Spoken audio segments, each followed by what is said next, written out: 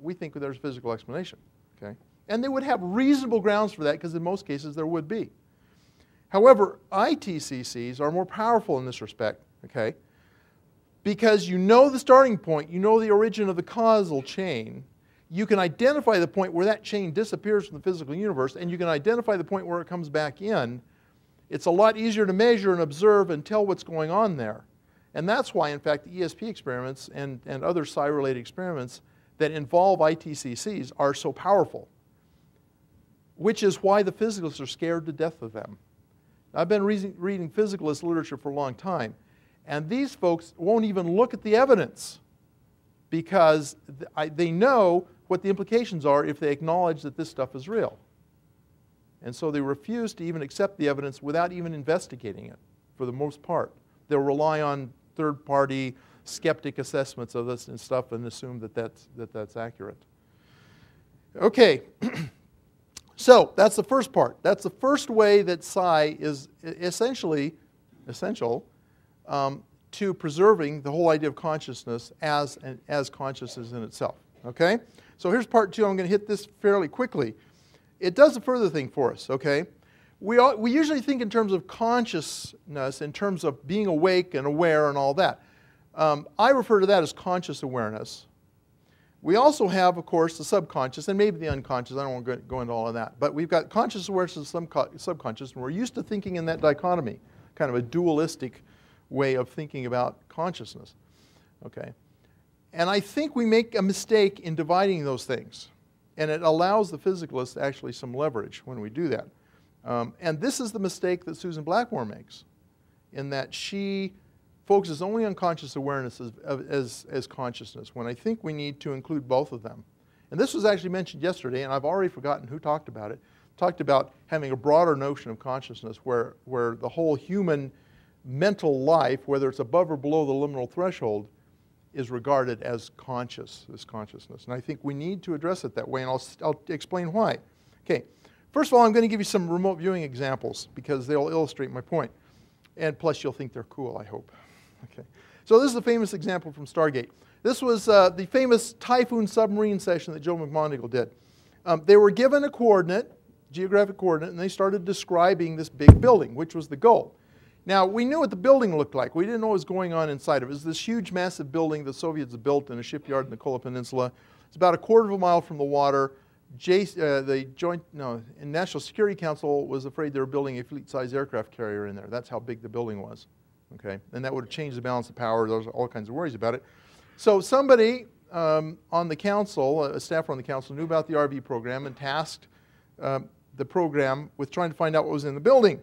So they described the building, drew these sketches, and then once they had drawn convincing sketches of what the building looked like and shown that through ESP they could recognize it, they showed them the picture of it, and then they went on to describe the insides of it. Okay, there's the actual building today, thanks to, is it perestroika, the fall of the Berlin Wall, whatever. We can now get pictures of these places, okay.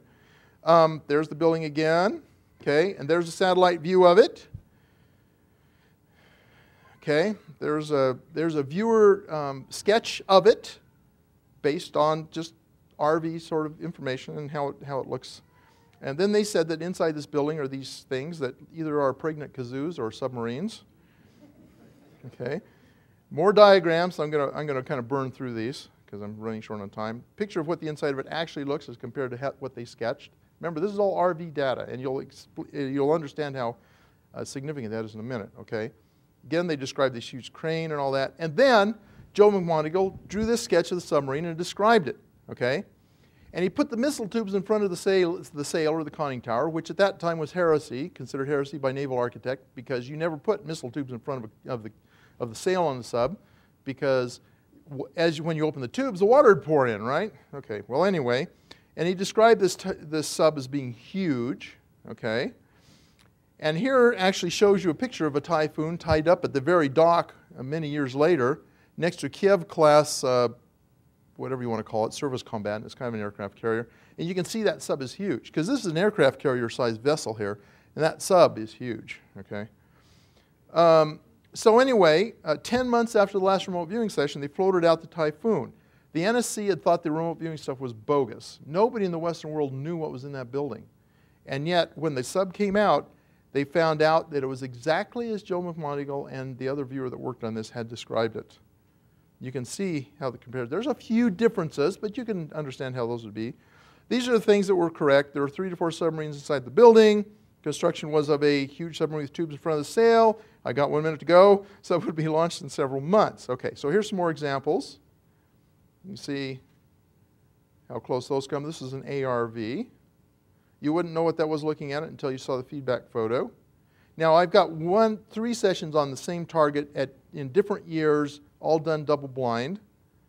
Okay, so this target is thick gray structure, colors involved, gray, brown, and ochre. That was the target. Here's another session on the same thing. See the multiple structures here is showing. Whoops. Yeah, also same colors, same consistencies and stuff. There you go. This one was quite striking. Also talking about sandy and rocky, okay.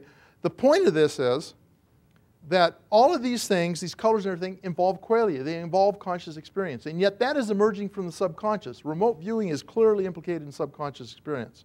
That stuff's coming up from it's time for Q&A. Okay, so here's my final point. 2 seconds. Okay, according to Blackmore, consciousness involves perception, cognition, phenomenal experience, intentionality. The RV shows that stuff's going on below the liminal threshold as well.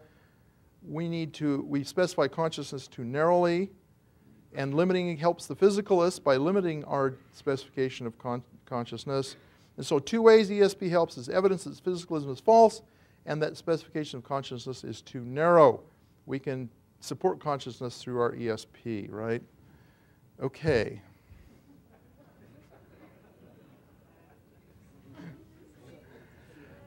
So, information, if you're interested, here you go.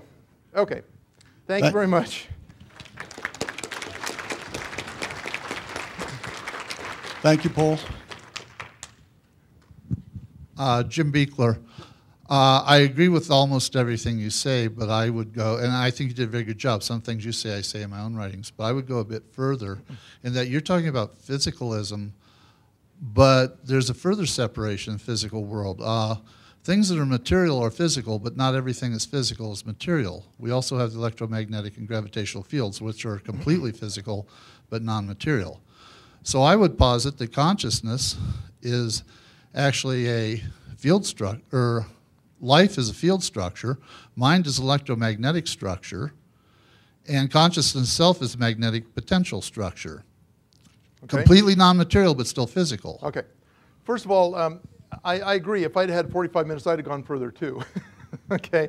But physicalism actually does include, that's why I said energy, matter and energy. So physicalism, materialism and physicalism as terms are almost isomorphic. There's some nuances that I don't think make a big difference, but nonetheless, physicalism is kind of the modern term for materialism. However, I would disagree with your premise about electromagnetism in mind. All of the evidence, the really strongly attested evidence, seems to indicate that there is not, that there are non-electromagnetic components to psi phenomenon. And I think Dean would probably support that. We'll find out in a little bit. There was a long series of experiments done at SRI, some stuff done at SAIC, where they tried to find out if there's an electromagnetic component to it. And their final conclusion was that there is not. Oh, Russell's up here. Would you agree with that, Russell? He does. Okay. All right. Especially since you get information from the future. Yeah. Which is not supported by electromagnetism. Okay. All right. So anyway, we could have a big debate about that, and there are ongoing debates, but that would be my response to that. So, okay. Another question? Yeah. Hi, my name is Kenny Arnett. I am very impressed with your analysis of causal chains and bears some resemblance to some things I've done in the past. And I'd like to suggest to you that there are some other sources of white crows in addition to psi. And those would be the near-death experience, after-death communications, and evidence of reincarnation. Okay. So I think that there's more out there that we could bring into this kind of analysis. It kind of depends on how you parse the word psi. And when I use it, I kind of include those things as well. Since we really don't know the etiology of those things, right? I kind of embrace anything that seems to go beyond the physical domain under the category, okay? Another question? Henry Bauer. In a causal chain, going from one step to the next is 100% certain. in your intermediate